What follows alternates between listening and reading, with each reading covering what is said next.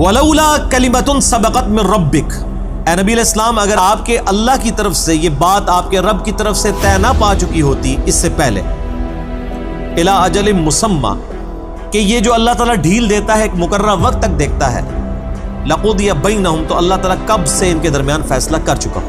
میرا کوئی ایک نظریہ ایسا بتائیں جو میں نے امت میں نیا لانچ کیا ہو، کوئی ایسا نظریہ نہیں ہے جس میں میں تفرد کا شکار ہوں۔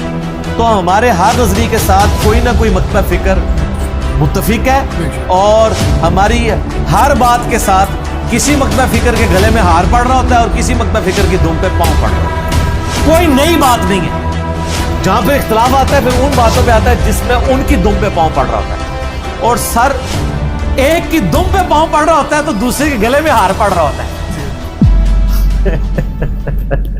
جنہوں نے لبادہ اہل سنت کا پہناوا ہوتا ہے اور حقیقت میں وہ رافضیت کے گندے نطفے ہوتے ہیں۔ انجینئر مرزا مردود اسی قسم کے انسانوں میں سے ہے جو صحابہ کی پاک ہستیوں کو اپنی گندی پلید ناپاک زبان سے لوگوں کے سامنے ان کی حیثیت کو خراب کرنے کے لیے رافضیت کے پیسوں پہ پلنے والا، ایران کے ٹکڑوں پہ پلنے والا یہ جانور صحابہ کے بارے میں اپنی زبان گندی دراز کرتا ہے، اور حقیقت میں اس کا من پلید ہے، اس کے ماننے والے اس سے بڑے پلید ہیں۔ کیا ہے تیری حیثیت، کیا ہے تیرا مقام اور منصب، تیرا مرتبہ کیا ہے؟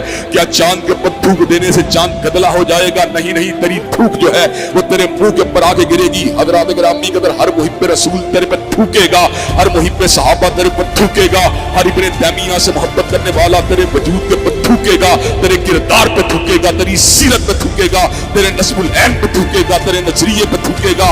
حضرات گرامی قدر، جھوٹا ہے، یہ کذاب ہے، یہ مکار ہے، یہ دجال ہے، لوگوں کو اپنے دام تصویر میں پھنسانا چاہتا ہے۔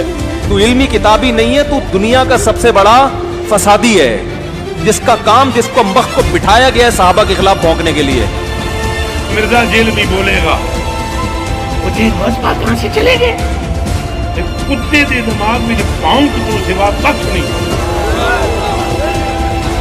کتے دے دماغ میں جو پاؤں تو سوا کچھ نہیں آمدہ، کچھ نہیں آمدہ، کہ کیسے یہ قبر سے نکلے گئے۔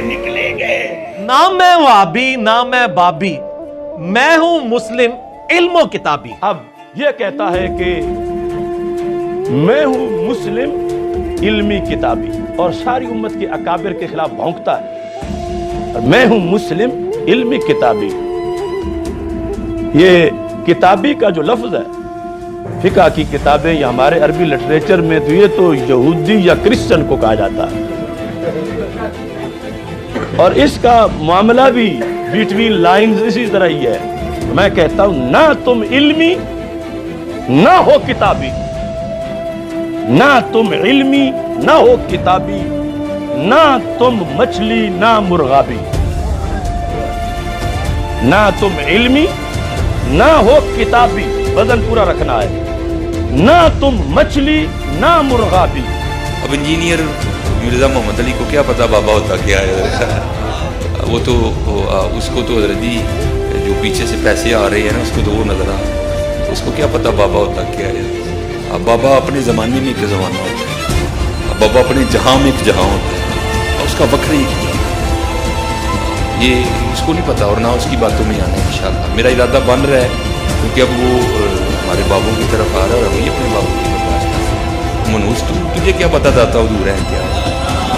تیرا باپ یہاں دین لے کے آیا تھا، وہی آیا تھا غزنی سے لے کے، یہاں شجر اسلام تیرے دادے نے نہیں بویا، بابے نے بویا، تجھے کیا پتا سلطان الہند کے آئے منوس آتے۔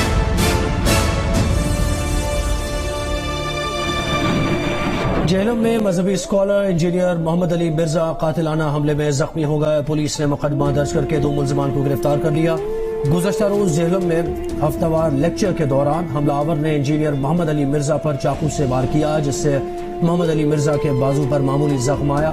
پولیس کا کہنا ہے کہ حملہ آور کی شناخت لاہور کے رہائشی شہزاد علی کے نام سے ہوئی ہے۔ تھانہ سٹی میں مقدمہ درج کر کے 2 ملزمان کو گرفتار کر لیا گیا ہے۔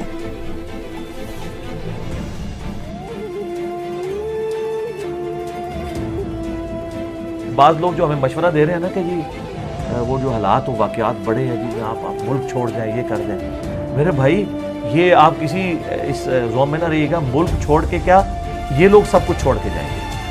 یہ ان کے باپ کا ملک ہے کہ چھوڑ کے چلے جائیں؟ ان کو پتہ ہی نہیں میری طبیعت کا.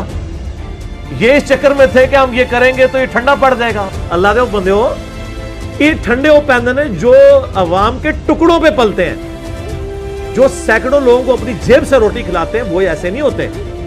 یہ غریب نواز جو لوگ ہوتے ہیں ان کا ایٹیٹیوڈ یہ نہیں ہوتا.